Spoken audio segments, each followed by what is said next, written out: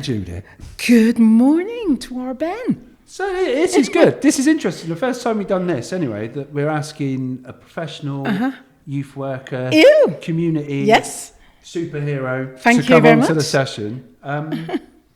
Just to get a different perspective, really, of what really matters to you. So we'll be asking the same questions we've been asking young people. And I'm just going to freestyle a little bit, and we're going to chat, and we're going to get a little bit of your thoughts on what it's like for young people as well. But first of all, how did we meet? Can you remember? Oh my gosh, how did we meet? So Be kind. So Ben rang me up on the phone and spoke to me about Gap. Then I think he spoke to me again about Gap, and then another time, and then just said, let's meet. Sent me some information to read, and then I think he knows what I'm like for a coffee and a cake. Loves a cake and a coffee.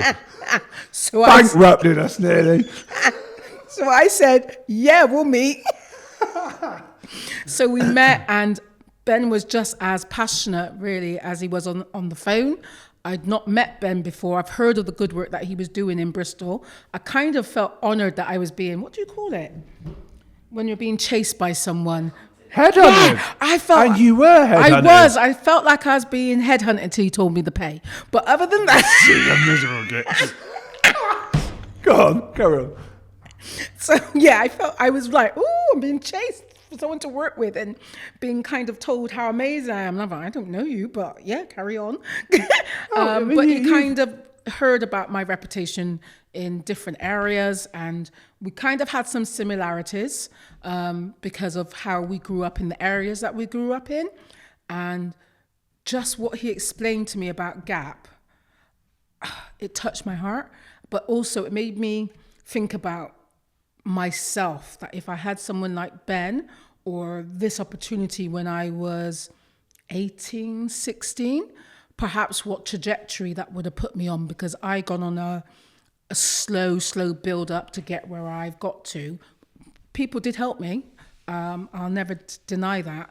But my confidence in how I felt about myself, the age we're working with some of these young people, young leaders, was low. I don't think I had any. I didn't even know what it was. And just the thought that they would have a business and a youth mentor, they would have me and Ben, all these modules they were doing, and the kind of narrative around, I'm just going to put it nicely, academics is not it. You don't need it. No, it's not the only You way, do is need it? some elements of it. I'm sorry, I've been trained like that within the system of the world that we're living in. But there's so much that young people and young adults are missing out on, because the values of social skills, communication, budgeting, being able to manage your household, being able to cope with the emotional needs of your life, the ups and downs of just surviving, death, tragedy, traumas. You got all that going on, and school doesn't prepare you for that. Unfortunately, not for many young people. And obviously COVID hasn't helped. It's been maybe a bit more impactful for young people, young adults. And just someone who's going to see you. And that's another thing. This is an opportunity where young people, each young person will be seen as an individual and as well as a collective.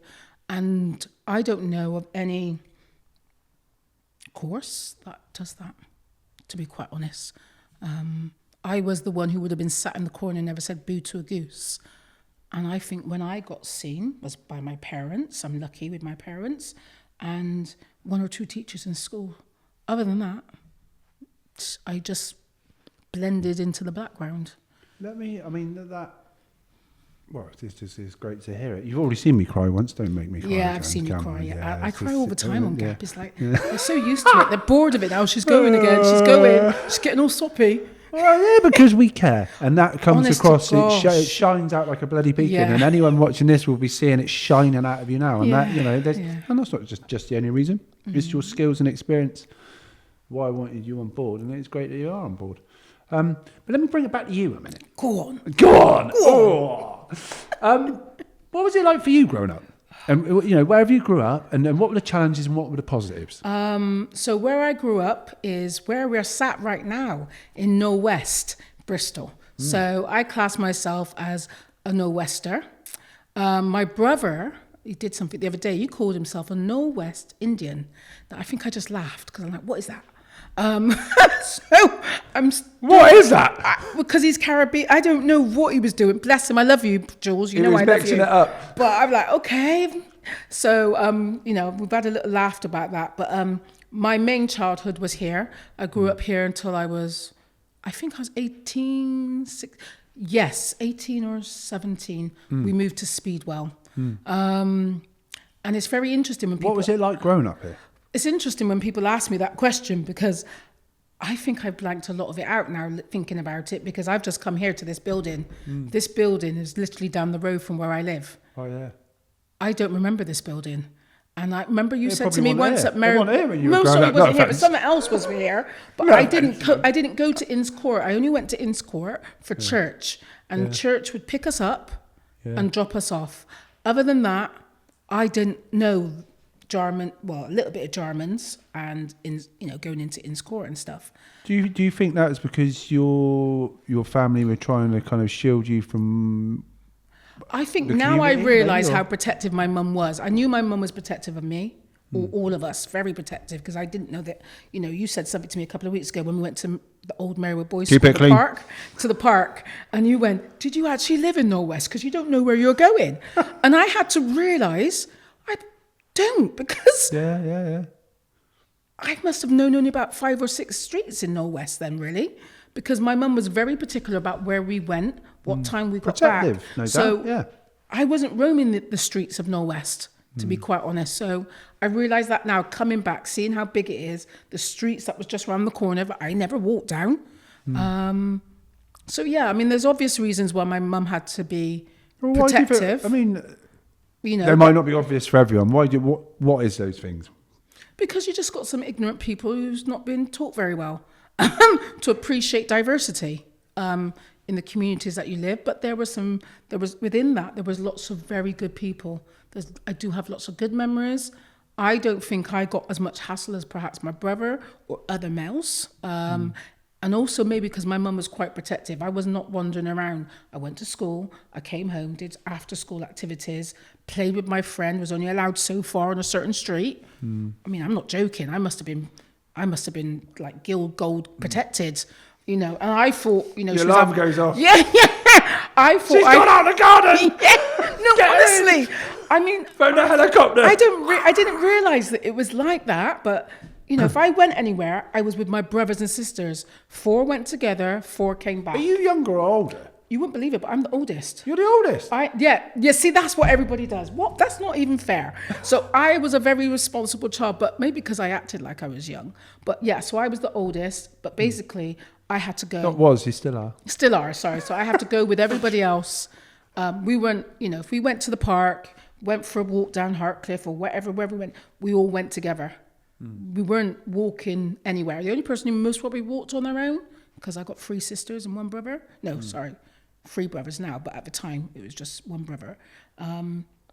He most probably was the one who was allowed out more by himself because he was a boy. Yeah, because he was a boy. And based on that, his experience... It's completely different. Honestly, sometimes when he talks, I think we grew up somewhere else.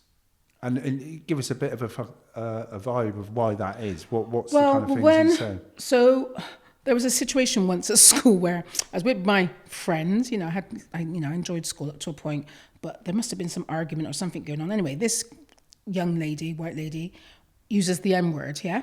Now, my friend who was with me said, Judith, she's just called you the N word. And I said, no. M or N? N. N, I was going to say. N-word, yeah? What's the N word? Yeah. It's not really, I don't use it. Only rappers, it's foolish. I don't use that word, don't like it. Yeah. But, and then she must have said to me, oh, she's called you the N word.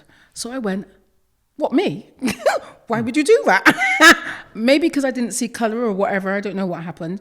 And then she goes, Judith, she's calling you that. And I looked at her and I said to her, why are you doing that? I'm your friend. Why have you changed from that to like this kind of hate thing? Plus, why have you used that word?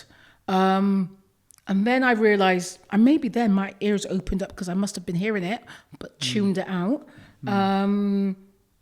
So that was the bit I remember being really upset when somebody looked at me for my colour. Or when I went to my friend's house, good friend, both, you know, she said, oh, come home, see my mum, get a sandwich or a drink or something, which we all did. We always did. We all went to each other's houses. She saw me, and then when she came out, without the sandwich or the biscuit to give me, because, you know, we were going home to go to her house to get biscuit, she goes, my mum says I'm not allowed to play with you anymore. Not because of your colour? Yeah. I'm like, but why? We've been playing all this time. So maybe I was 11 or 10 then. And so those little things had been happening. My sister was racially assaulted just a couple of doors away from where I lived on Downton Road. My brother, like I said, when he tells his story, especially some of the stuff that happened to him in school and how he had to always be on fight. I mean, I never had a fight with anyone till I was like, thank you, till I was 16. And believe you me, all it was is pulling hair because I didn't know how to fight. But that's because I got pushed, and I don't think that was a racist incident. That was just someone being a bully. So it's interesting telling people I lived in Old West. They think it's not the best, but it was not the worst. There was many kind people there. You know, we can pop into anybody's house for sugar. If my mum didn't have something, and the food, I remember once, school uniform, our neighbour down the road, because I was the oldest, my mum couldn't afford the uniform. She lent me her daughter's blazer for a couple of days until my mum got some money.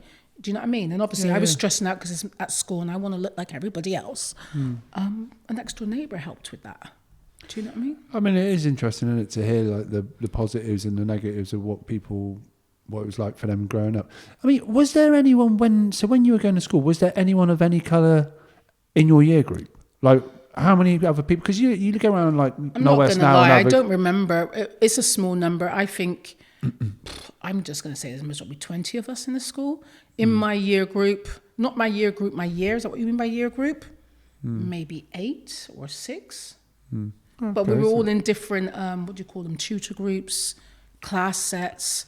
I just get the feeling from the things. It's not just what you're saying now, but the things you said before as well. That it feels like maybe you were kind of switched off to it even being a thing, which it maybe is. Why should it be a thing? Because it shouldn't be. It was there all the time, and I most probably chose.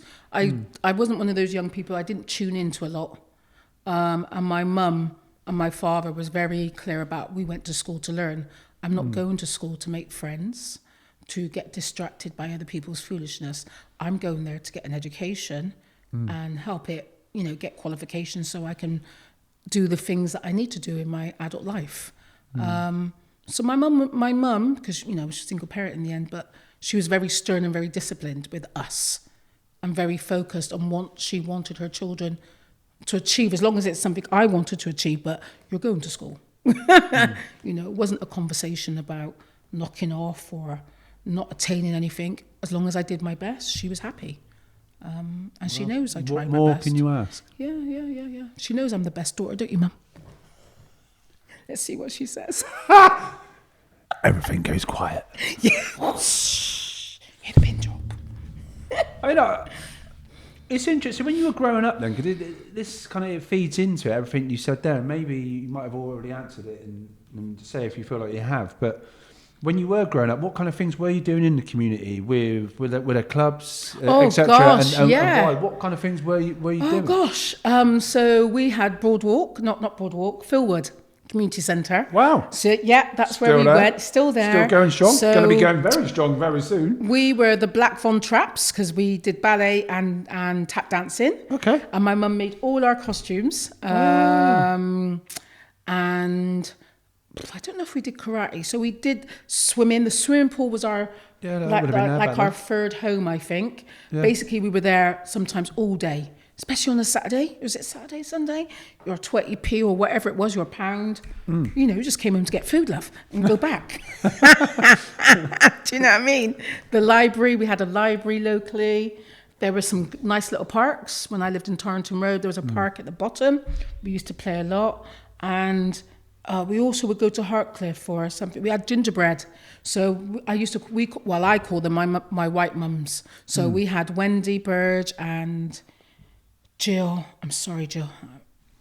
I can't remember your name, but they kind of in many ways gave us a lot of different experiences that we wouldn't have had. And that was based on gingerbread, and they kind of most probably helped my mum quite a lot because there was 4 of us at home. So my mum was working hard. She had three jobs, sometimes even 4, I think. And so during my summer holidays, we went to Hartcliffe to go to, I think it's the youth centre there, and they did gingerbread during the day. Well, we call it gingerbread. It's like a play scheme. So Jill and Wendy, they were like our mums. I mean, we were in their hands, their guard, when my mum wasn't there. And they looked after us really royally, treated us like anybody else. In actual fact, nobody could trouble us when you had Jill and Wendy. Oh, my God. No messing. Oh, wow. They were having none of it. How did that? Because I see your eyes lighting up when you're talking about them. How did that relationship with them impact on you? Well, I'm a youth worker now. Do you know what I mean? Wendy fostered a lot of children, so that she, her family were still are a very giving and generous family. And Wendy Bird, she fostered a lot of children, and I think that's one of the reasons why I wanted to go into fostering as I got older, because I had that good experience of seeing what she did for other children. So I think these are the people that touch you in your lives. As well as that, we had experiences with gingerbread. My mum couldn't afford for us to go off to Weymouth all the time and whatever, So when the 6 weeks, we had places to go, things to do, not just in our area, not just in Knoll West, where can't explain it. You get to a stage where you think there's nothing else. You don't even know that you can come out the area, get a job downtown or... not Knoll West, what's it called? The Downs. You're a product of the environment you brought up in. And if you know no different, then you know no different. And it's not your fault. No. But if you don't, you don't. And that. But people or organisations giving you opportunities to see that beyond your school. School on social values and what do they call it now? Independence and all that stuff. School doesn't really do a lot of that. They're too busy on manufacturing puppets. So they focus on, sorry to schools, because I know not everybody's like that, but unfortunately, they're not really focused on your emotional well-being and the things that you need to do to have different targets are more important than people. It's just about, a teacher must be, traumatized really from trying to hit those targets, and that's the framework they're working in. I don't believe anyone becomes a teacher and don't want to do something and give back to a community. And it's just, how have we got in this situation so far down the line where the system is still built in a way, and especially with those that are from more kind of challenging backgrounds, poverty, all the rest of it, that have less, they're not going to see the other role models that can provide those other things that we know need to shape people in a positive way. If school don't do that, where does it come from? Because there's not much youth sector left, is there? No, and that's where the majority of our time was spent in the younger years, is in school. They have us for 8 hours a day? Can I ask you a question? Because it's slightly different, obviously, because, you are still young, Judit. Thank young you. At heart. But, you're not a young person. I'm giving him that fiver later on. Well done. Carry on. Call it 20 quid.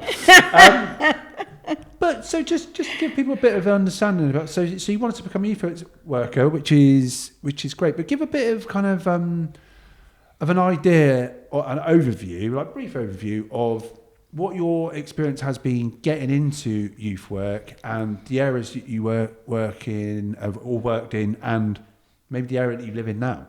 Okay. Oh gosh, how do I do it briefly? So I'm here where I am now, and I'm really happy and delighted to be.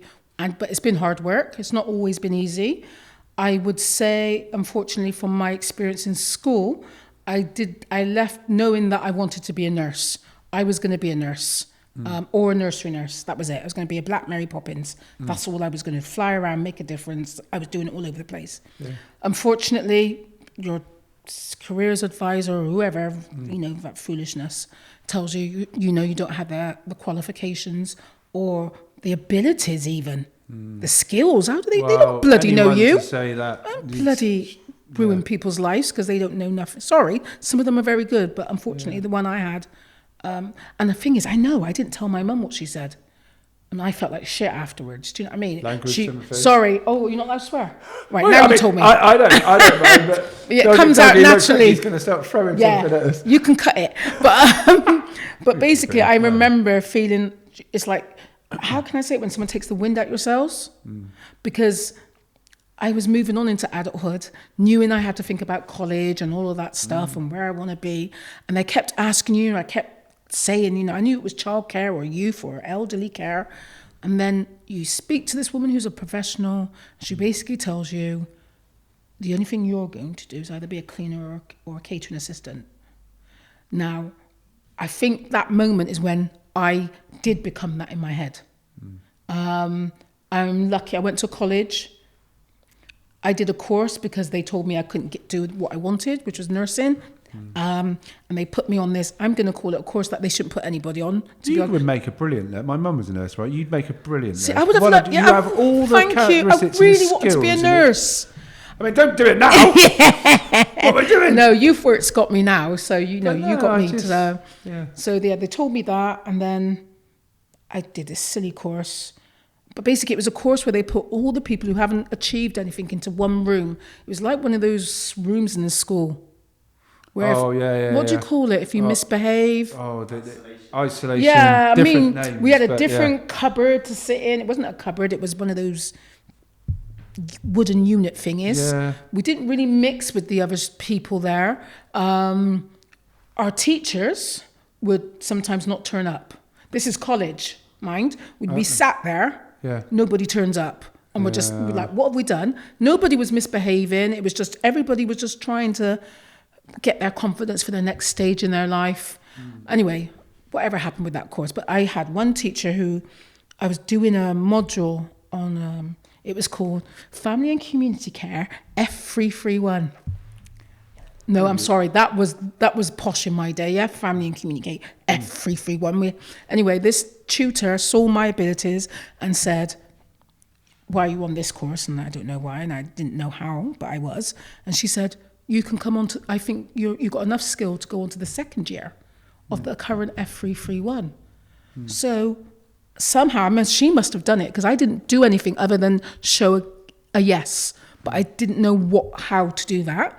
I got moved onto the F331, and that was part of my trajectory. I finished that second year, not doing any of the first year. So bam to that one. Then did that feel like a finding your passion moment? A little bit, but then when I left, I was more determined to be a nursery nurse, really determined, and I thought that course qualified me to be a nursery nurse. Right. To only be told, hell no, where did I get that idea from? Well, I'm not being rude. Someone must have told me because I knew what I wanted to do or what trajectory I was going in. Kept being turned down by the NNEB. Oh no, sorry, that was the big thing. The NNEB college. I had to get that uniform and wear it. Do you know what I mean? It kind of gave me a Mary Poppins vibes or whatever. I wanted it. I got a brolly you can buy. Yeah. So I never got it. I never got in, and I got the job as a catering assistant. My mum, oh gosh, she works so hard. This is the briefest overview I've sorry. ever heard. Anyway, I did that. Sorry. Let me stop. So I did that, but my mum came home when I was 26. When I was 26 or 27, 24, and she goes, "You're packing in your job," because that's how good a girl I was. Yes, mummy. I said, "What do you mean? Doing what?" She said, "You're going to college to do your NNEB." And that's what happened. That put my mum. What is NN? It's a nursery nurses examination board. Ah, right, okay. Yeah, that's what it was called. I think it's called something else now, health and social care or something like that now. Yeah, okay. And I did that as a mature student. Great. Passed with flying colours. Yeah. And from there, here I am. So, I mean, Would never turn back. But did you go, so after that course, did you go straight into youth? Because I want a youth No, course. I'll be honest. So this is where I have to be honest. Yeah. Youth were not in my mind. Yeah. I was going to work with babies to 6-year-olds. Right. Did babies. Well, that changed. Not for me. I lasted, love them. I'm a wonderful auntie. Can't do 8 hours. I'm sorry, can't. Then I moved to nursery nurse age. Yeah. And I got a job in Coronation Road with I think it was Bristol City Council or something, Matt ran it then, Okay. there. And then I left that job because, you know, it's a lot of stress and maybe a bit of bullying. There was a bit of bullying and stuff going on, and I Okay. didn't know how to handle it. Got a job as a Thompson tour rep. What? Thompson's tour represent children, Thompson's children's representative. How did you get into youth work then? How was That was what helped me. Because with that, you had to work with from 5 to 12. Okay. And basically, you just had loads of fun with them. Yeah, You yeah. planned all these projects. They, you know, Thompson's were really good. They gave you a template and ideas and the resources. So those children would have like the best week of their lives with us. Yeah. And I started being able to find I could work with the olders. When I come back, people ask Where me. were you? Where was this? You were doing it? Menorca. Oh wow. Yeah, loved really one of the best, and it brought me as well out of my shell. Yeah. Because my confidence wasn't great at the time, and because of the previous work experience, and it allowed me to grow and thrive. In actual fact, deliver some of the work and plan it. Sometimes I was the one who was leading and planning everything, and I didn't know I had that ability in me at the time. If somebody told me, I would have said, "No, I'm not doing that. I'm waiting for you to tell me what to do." So that was great. I slowly stepped into it, come back. There was a youth centre down the road where I live in St Paul's, sourcing young people, messing about. Must have said to them, look, get your backside to the youth centre. Stop being whatever, you know, as you do. And they're like, oh, we haven't got a youth centre. And I went, you're joking me. Don't be so stupid. There's one down the road. There's one everywhere. Well, it might have been way back when. And Those were the days. when I checked it out, they were right. No youth centre.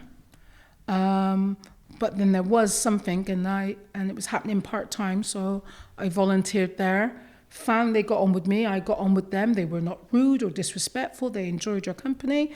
And actual fact, they helped me be where I am now. So I'm a youth worker more because of the youth I was working with, and each one inspired me to just keep stepping into my strength. What was the club that got set up then? I think it was... I can't remember. Bridgestock Road. So there was a youth centre that used to be there, and I think there was a youth team doing detached. I don't know if they were doing a lot of centre-based work at the time. I'm getting confused because I ended up working for them a couple of years later. So there was a youth centre there. They call it Docklands. And I think there was 1 or 2 sessions a week or something.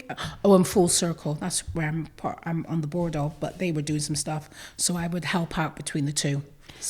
I guess so. The thing is, like you know, you've been doing this like now, like fast forward 30 years. Too long, yeah. Do you know what I mean? Like lots of experiences, you know, and those kind of things obviously shape your practice and what you do and what you deliver and principles and all the other things like within youth work. How would you say things have changed? What, with youth work? With youth work, do you think that what's provided for young people now is better or not so good? Or I mean, what's your thoughts? So, because we're on a podcast that says what really matters, I'm just going to be really honest. And I think sometimes in the world, young people don't seem to matter.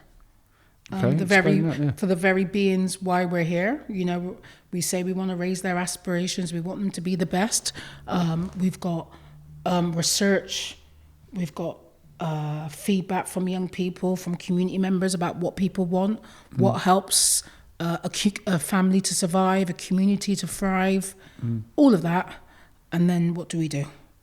We just take everything away. So are you talking specifically about the resources, the resources and the cuts and the limited provisions? Or it gets recommissioned, and some big organisation who chooses not to engage with the communities it serves, has their own systematic, ways of being quite disableist about that and not enabling, but saying that they're enabling. It's a bit weird. You've got money that changes, or, what comes down from the government to the council or vice versa. The agendas keep changing. We keep asking. What I've noticed, though, keep asking the same questions and getting the same answers. What's the impact of this? Especially with COVID. I was listening to something the other day. We're not going to know the impact Oh no, in 10 to 20 years, I think we will know the impact. Because we're going to have, so what I like about youth work is if you get to the nub of it, is the community element. When you know a young person's name, their family, what, maybe not what they're going through, but you can connect. I'm doing youth work now. They do not know me. I do not know them. You know nothing. We're flown in like I don't know, super Cape Warriors for 6 months to do some work with some young people who are on a street who will tell you the same thing that the others told you 6 months before that. We just or 6 years. Yeah, we just want somewhere to be. But what do? We're flown in, we're flown out, do all this research, do all this, and still at the end, after giving them pizzas and a few nice little trips, we bugger off, don't we? And then we do it again in 6 months when the next lot causes problems. Don't know their name, you might recognise a name that's with the brother or the sister or the mum down the road. But the disconnection is huge, I think. That we, even the work we're doing now, we've got young people who don't even know what a youth worker is or had that experience. Or family members maybe haven't even grown up with that. Walking down the road and getting hassled by someone and you see Ben or Jude, they would know that they could talk to you or be by your side until that kind of rolled away. Or if there was hassle going on in the park that you're doing your outreach in, it's all gone now. They don't know who to trust. You know, obviously you've got stranger danger and all that stuff you've got to be mindful of. But there's a lot happening to our young people and they're not talking. And if they are, they're talking to people who are not always there to benefit them. You know, especially now social media is quite prevalent. It's seen, I think, what did someone say to me the other day? Why are we letting TV and music parent our children? That is what we're doing. Or do they not have those connections, those positive relationships with others that are trained, trusted adults? Not everybody I see, no. And I think it's good. You know, I'm lucky. I came, you've got all the narratives, single family, all that narrative, which is, people can move beyond that in 101 different ways. But it takes a village to raise a child, and you need positive engagement with different people to help and inspire you, to see your weaknesses, your strengths, to want to lift you up and take you on a different journey. Do you think that so you live in St. Paul's now and been there for a long time, yeah. and I'm not going anywhere else. You're massively involved in all things community and in that community. I remember walking down the street with you in Gap and living like, all right. Get on the phone with her and she's like, all right. I was like, all right. I'll tell you what, just call me when you go. Which is amazing. But does this, what I'm getting at, in St. Paul's today, do you think that there is that element of community where older people are looking out for the young ones, and do young people kind of respect that kind of situation if it does happen, or does that no longer happen? Do you think it's... I think it depends on the situation and the adult. So we've got adults, me, if I see something, I'm happy to step in and do what I need to do.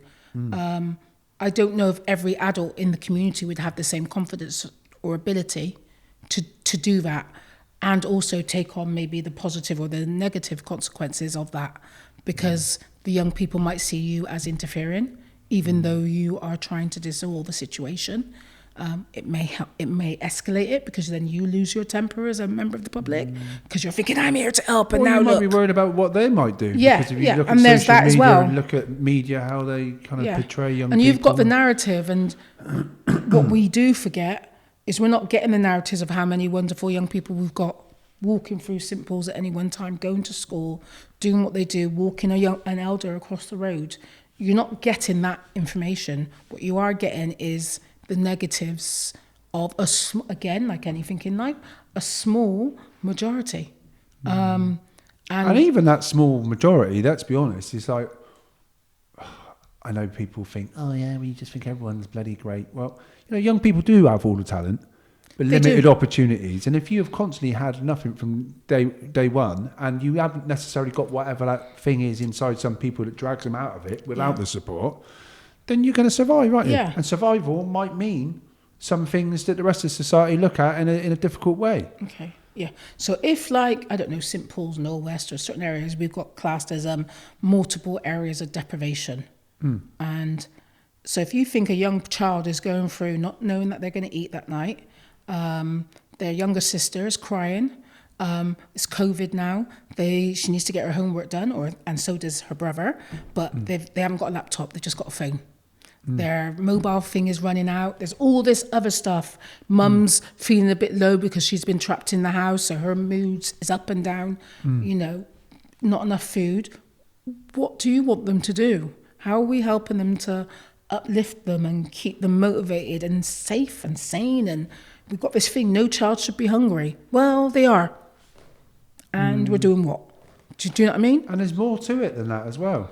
Like, if someone being fed is, a basic kind of level of support Why have we got that everyone should hunger? have. But there's more than that. It's much more. I mean, we all know about Maslow hierarchy of needs. So every person, every human being needs 5 levels maintained. That's more important with a young person with their nurturing mind. And that, we've got too many young adults, young people living without those 5 things that will set them up for life. We should be setting up every young child for individual success. It's when that stuff is normalised as well. Yeah. When you look at like maybe parents that have been through that similar situation and haven't had the support, and then that's normal. There's no questioning that this isn't right. It's like you're beaten down, aren't you? Let's move this on a little bit, because I mean it's all obviously more than valid. It's real. Isn't it? And that's basically what we're talking about, the stuff that really matters. But people are living, do you feel like you have your voice heard out in the community, in the world? Yes and no, depends again on the situation. Explain why. I can choose. I will step into what I need to say. I'm not cowed by doing that. I do find certain places still difficult. Explain those places. Just more points. when you're out in I don't know what you want to call, say the council or a business meeting with people in suits and nice things around you. I feel a little bit uncomfortable. Is it? Do you think? Why do you think that is? Without me saying what I think. I don't know why. Sometimes it's just owning where you're at and being comfortable what you've got to give, because they're actually lucky that we're in that space. You can learn from you. Do you know what I mean? Yeah. I mean, it's easy to say it, I know, but you can't. Yeah, I can't change how you feel. No, yeah. So I'm doing this course at the moment, Stepping Up, and that's about becoming a leader and stepping into yourself more. Has it helped? Yeah, it is helping, but I'm not going to lie. Being uncomfortable in certain situations is good, but I have as much right as anybody else to sit around the table, and I've just got to keep maintaining that when I'm in those spaces. And supporting others to come up behind me as well. I think that will help. Well, so on that note then, do you feel like young people that you support within the community of St. Paul's or further afield, do you feel like they have the opportunities to have their voices heard? Yes and no. I mean, God, how many surveys have we had since COVID? 3-4 years on young people's voices. We've got the Bristol City Council's Youth Forum, whatever it's called, Youth Council. We've got individuals who represent on that. But do they represent the reality of the city? For some people, not everybody. And again, it's about who steps into that place and who feels strong enough to represent. Why should they have to step into it? Because they are the voice. They then go onto the council. They'll then go to all these meetings where But should they not be? What I'm getting at is, should they not be like a clear kind of pathway where we're going out? I say we don't work for the council, but and other opportunities for young people to have their voice heard. That we're out there supporting them to feel confident to have that voice heard. Because I think. I don't know why I'm suddenly going on. Sorry, I'll shut up. This is where it starts. Sorry. I just feel like, are we providing the pathway for those young people to feel confident enough to step into the place? Exactly what you're talking about having that feeling comfortable enough in different spaces with different people from different backgrounds, class, whatever it might be, professions. Like there's something, maybe you have to be thrown into those situations, but you wouldn't just walk into that, would you, as a young person, unless you had a certain level of confidence? That is true, and I think that's where youth workers and support workers come into play, because sometimes they'll support that young person to take those steps, and obviously at the end of it, you see, a fully engaged young person on different platforms, but they might not have gone into that process of choosing it, And I think it's also just the mindset and the way we use about voices. I think we've got to start showing young people a lot more when they are just saying something, how things are changing. You don't have to wait to be part of this group or that organisation to make a difference. We did an activity once with the young people on Gap. Was it Blue Sky Thinking? Anyway, if you heard what those young people were saying, it was just everything that would be said, and it was just, and even they were kind of thinking, well, why is it not happening? They were talking about, and there's framework and research on this stuff about communities and how they should thrive and interconnect and support. And they were mentioning things about park, the buildings, the space, keeping the distance, about the buses and how it should all, I think they call it now, was it called thriving neighbourhoods? They have a word now, don't they use? And I'm just thinking, this is common sense. So a lot of it is common sense, but how comes when it gets into the system that a young person's voice has been heard, it's been said, but then when it gets through that bit, the middle bit or the top bit, it turns into some gobbledygook nonsense that's not fit for purpose, but only for the person who's getting 100,000 per year. Is it tokenistic, or does it really matter enough to make action happen? Do people really believe in the thoughts of young people to the point where they will support them to act? I mean, we'll go on and talk about Gap in a minute, about the action that is happening based on what they want to do. Yeah. And then that is always seems like it's the disconnect with talking to young people about the things that matter to them. Unless you're going to support them to make it happen and not do it for them, support them to learn for the process. And if it fails, it fails. But they've done it, so they learn from it. Yeah. How are things ever going to change? And then, I mean, there's going to be some positive stuff out there and there's going to be negative stuff out there.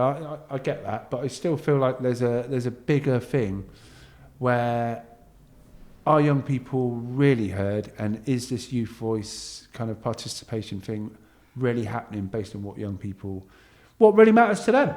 On that note, who knows what the answer is? I mean, the trouble is we could dance through this and we could talk for days, and we have done previously. But what really matters to you and why? And this is something that, whatever that could be. Youth and community at the world, sustainability, wealth generation for everybody. Just being good people. Why? What do they call it now? Financial literacy. I think if people could understand or be given more security around their financial well-being and how the things that they need to do to support themselves to keep that driving, I think that would direct people in a better place and realise how it will move them from one place to another if they think about moving in their abilities or getting training or whatever, what will help that. It'll also look around nutrition, the benefits, somebody spending all their money on takeaways and the financial costs of that compared to doing your own meals, buying some things on reduced things health, at 6:00. Mental health. It impacts on everything, and climate. And we're not having those conversations and realizing, it shouldn't take COVID to realize that.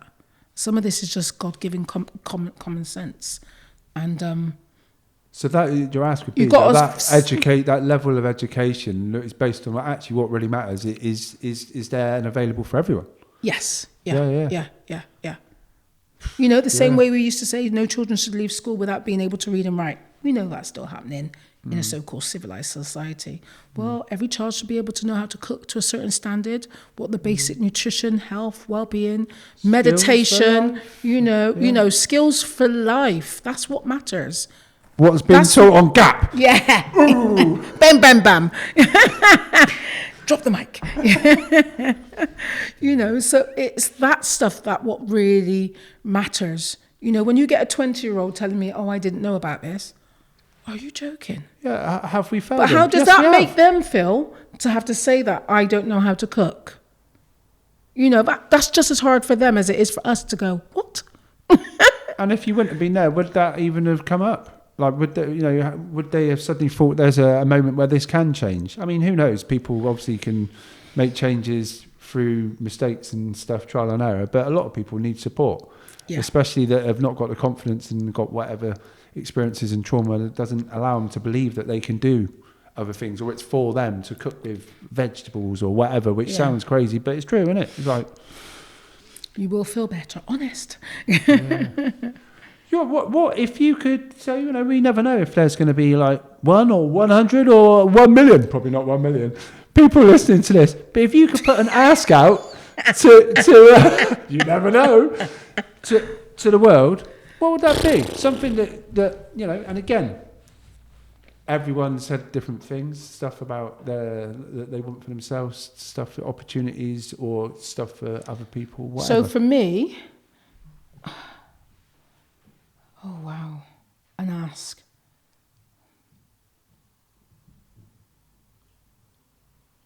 I really want to come up with some really positive, meaningful, powerful something. Just say whatever. And it's not, there's two things I'm thinking of, but essentially it's just where I am in my life at the moment is about the emotional well-being for young people. And when we use the word holistic, and just if some of the systems can change a lot faster than we have to support a young person's whole being, and give them the support that they need to stop having all these resources change from, what's it called, short-term intervention to this intervention to 12 weeks. We've proven, research has shown how long it takes for a young person's, a mindset to change for an adult, let alone a young person living under multiple difficulties. It's really hard because, again, means a systemic change. So I've not really answered that. No, you have, because you're right. I mean, to build a relationship with a young person over 12 weeks, depending on what their situation is and where they've come from, whatever their background is, may or may not happen and may or may not be so positive. But if it does, after 12 weeks, then what happens? Yeah. Then suddenly they're back in a similar situation where they don't have that level of support. What do they think? They think, I'm not going to go through that again because I suddenly see someone that cares about me and they're gone. Yeah. Just like X amount of other people in their life. Yeah. So then suddenly they shut down. They shut down to the hope that could be out there for them, for what they could hopefully achieve. And I mean, and that is the argument with why is youth work not funded in a statutory way, the same as education, because young people are four times more likely to be out of school as they are in school. If you're in school, then you've got evenings, then you've got weekends, then you've got school holidays. They're 3 times, more like out of school. If they don't have the support at home, where are they going to get the support? Yeah. And if they don't have the support of youth work, which is there with people that are trained and skilled, hopefully with lived experience as well, to support them, how do those things change? Well, the NYA have shown the value of informal education. Do you know what I mean? They've researched it. Lots of agencies have. But who needs to value it? Because it's the government and our citizens, our mothers and fathers who's got the children, the grandparents, the uncles, the nieces, the nephews, need to all say the value and actually stand up and say, this is not good enough. We expect in each area for there to be a youth centre within 5-minute walk or 10-minute walk. And vote for the change. And vote for the change with their feet, talk to the MPs, see each young person as a unique being, special in their own right, and work on those special talents or gifts that young person has. I don't think there's not enough of seeing young people as individuals. We're trying to do this collective and all, a bit like school, all bunch them up in a room and rope teach, which it'll only work for so many, and I was one of them. I just about survived school. Do you know what I mean? That's more because my mum weren't having me leave that class. And the fear, there was a mother fear going on, I was scared of my mother. She was fierce. But for the ask, for me as well, I mean, I do a lot of community gardening. So I see the benefits of what's green spaces and reclaiming. I kind of do this thing called gangster gardener. I like to call myself gangster-esque. What's the guy that done that in California? What's his name is Ron Finlay. That's it, Ron Finlay. And I have spoken with him. I've actually interviewed him, by the way, may I add? Wow, cool. So I was very honoured. So it's LA, isn't it? Yeah, and he's got a whole theory and he's excellent. So I do something, I kind of see myself as a gangster gardener, and the work that I do with young people to get them involved in that, So we're doing an area for roses, so it's stuff to support them. So what ask could you ask for specifically with that? Looking down there. I beg you, please. We have an area that we're walking on called a Roses Memorial area, and I'd love some more plants for the young people. I've got young people who want a young girl, and I've actually bought one actually for one of them, a pink rose, and the other two want a yellow rose. So things like that for this Rose Memorial Garden that we've got on Grosvenor Road. If anybody knows, got any landscaping skills to make it a little bit better, or helping us maintain how to make it easy maintenance, because we want to do that as in honour for the people. We've lost a lot of people for COVID, and a lot of people, as we know, went without a whisper. And we're now finding out, even now, we're still finding out someone's passed without their family, without their friends around them. So this is just one little gift back that we're giving to our community. So donating plants, yeah, donating time and skills, yeah, and maybe more other materials that might support a growing space, and local people to tend to if it. there's a student there who can think about how we can get water or rainwater to some of these underused pieces of land that we're taking on. We're doing 7th Corner. There's no water pipe there, and I have to carry these containers. I have a plan. Oh, are you going to help me? Well, I'm already thinking of something, but we shall see. We'll come back. We'll talk about that afterwards. So now I'm going to ask you a few questions about GAP. And yes, please. The co-creator, deliverer of GAP, Judit. And it's great to find out a few things, similar questions that I spoke to young people about. This might be an extra thing on top of the podcast because of how long the podcast would have taken, which is absolutely cool. What were you doing just before GAP, and how did you feel? I was doing freelance work, youth and community work, taking elders for walks, trying to go to the gym, sort out my own emotional well-being and health, my family. I was just doing the do, as they say, or as Maggie would say to me, Margaret, a youth worker that I used to know, doing the do, just getting on with it because I had to. And it might not have had a positive impact, but be honest, say, what impact do you think since starting GAP it's had on you? Oh, for me, GAP has been a gift, and it's the first job in a long time that I actually can say I enjoy. It stretches me, as you know, Ben, in certain ways. But the joy I get from seeing the young people, the young leaders change just touches my heart. And yeah, you're right, I do a lot of little tears every now and then. So, a bit of talking to them on the phone. I talked to one of them yesterday. The story she told me, again touched my heart and just let me know this is what we're not going anywhere. In actual fact, it'll only get bigger and better. It has to, because it's the one thing I can see that's of service, doing service for people, where you put, again, a little bit like putting the individual needs of the young people, but also seeing how you can support them to grow as a collective as well, so they can fit in different areas or feel comfortable to step into their greatness. That is a lot of what we're seeing, is that growth of a young person not knowing their direction, now saying, I'm going to go, we've got one young person who's got a placement in town, catering, and just seeing where he's come from in his head, never thought he could even get into a place like that, turning around now, and he's got a part-time contract. He's like, I'm working here. This is, do you know what I mean? I'm going to pester them till they give me. And he knows that he's got the confidence now to do that and to grow. But he's just one of 10. I'll tell you what we'll do as well. One of 10. We're literally, because this would be something that maybe could be in front of, as well as people like funders and stuff like that, because actually to hear the reality of this, and we'll go through those young people. So what have you liked about GAP so far? Gosh, I've liked it because I'm not bored. So I don't know. Why are you not bored? What neurodiversity needs I have. I think I have quite a few, and I know this now as an adult and with the training that I've gone on. I'm just as excited to learn to go as they are, if that makes sense. We're all learning and growing together. what's also good is each one of those young people know that we've got their back, but they will tell you that they know that you've got their back, or give you a little signal or a little something to let them know something's a bit off. Jay, can you catch me at lunch breaks? You notice someone's not eating, we get them a sandwich. They're like, how did you know that? Well, I just know. It's all those little things, and I can't explain it, but it's that spark in their eye.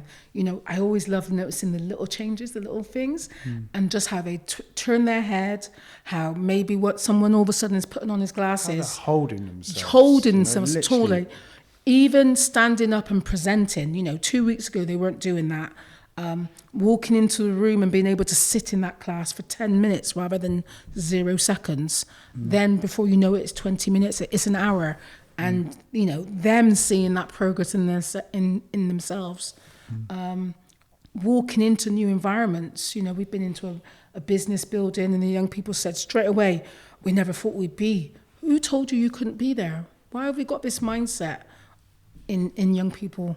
You know, like, no, you've got as much right as anybody else. And the kind of the layers of learning, because it's interesting you say that, because you know, we're all on that neurodiversity spectrum a little bit, which is what it literally is. Lots of different things, isn't there? You know, like the youth work module, the leadership module, community development, social action projects, social enterprise, entrepreneurship module, learning about and you know, and then there's the social enterprise projects. So they're just about to start going out now, aren't they, into communities with a budget to set someone up there. And then we got the other stuff, which is going to be all around well-being, the well-being module, community food growing and cooking module, bushcraft, nature connection, but bushcraft module. Then you have to survive in the wild with nothing else but the skills.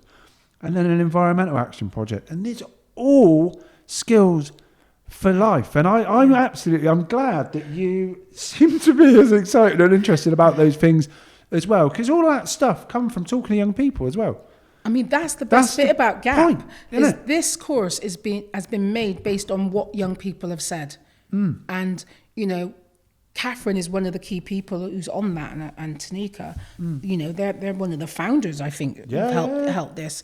And when you hear their feedback and them saying, GAP is doing exactly what it was set out to do. I'm like, you know, you know, that, and it's come from them, you know. We're not putting words in their mouth or anything like that, you know, and they understand. We've got young people with lived experience, or this new buzzword, lived experience, you know what I mean? I've been living with it for years, but they're willing. They're putting other people's needs first, or putting stuff so that would help not just them but others, and that's a wonderful gift in itself. And when you said about people making a difference, they did, and they have. And they're making the beauty of this is they're not only making a difference to themselves, they're making a difference to it's the ripple effect out in their community as well. You know, providing the things that they said people were saying that wasn't there, the role models, the aspirations, if you see someone from your own community going off and doing whatever it might be, and suddenly get an opportunity in employment or education following GAP, and you can see how their life has changed, that holds far more kind of inspiration about what the future holds for other people in that community that might be affected by the social action and social enterprise projects in the community as well. That's all we can hope for, isn't it? Yeah. I mean, we'll talk about, I think, the individual young people very briefly in a minute about, because it's the midway point now, halfway through, and about what kind of things have impacted on them. But what do you think at this halfway point, what do you think could be improved with GAP? Improved for GAP? If I'm honest, as a model, it's got a lot of richness in there. If there was anything that could be improved, if I'm honest. So we have young people with a lot of needs. And if I had a wish list, one wish is an extra person, if I'm honest, or someone who's trained in trauma-informed or emotional well-being, but in a way that engages and uses different forms. Art, therapy, word, drawing. I don't know. I don't have the words. Sorry, I don't have the words, but that's what some of them need. And it's not that they've got so much going on in their lives. It's like you're taking off. You know, it's like ton of bricks have been dropped trauma on your head, and you can't just unpick that in a year's course. And as well as that, they need to be given the skills to help work their way through that, but also how to maintain it. Tools as well. Tools. It's tools. They need a toolkit, an emotional toolkit. And I think if that was brought in, you know, because they've already got their business and their youth mentors, plus what we're doing, I just think that's one thing extra. I agree. But that's my own... No, I agree. We're touching on a lot of these things, but like each of the sessions, so the wellbeing module, you know, there's the sessions on spiritualize, which is meditation, yoga, and various other things like that. There's stuff around. There's a session on mental health, which is there, and there's tools as well within that. But this is, you know, like a magpie, seeing things that benefit people or benefited myself over a period of time, and then writing these sessions. But we know that people are specialists in some of this stuff, and actually that level of not just an introduction into some of this stuff, that level of support, because the need is huge with some of these young people. I think it's fair to say by this halfway point, it has not been easy, but it's been worth it, and it is making a difference. Every second. And I can't wait to see what impact it has by the end of the year. Well done, you. High five.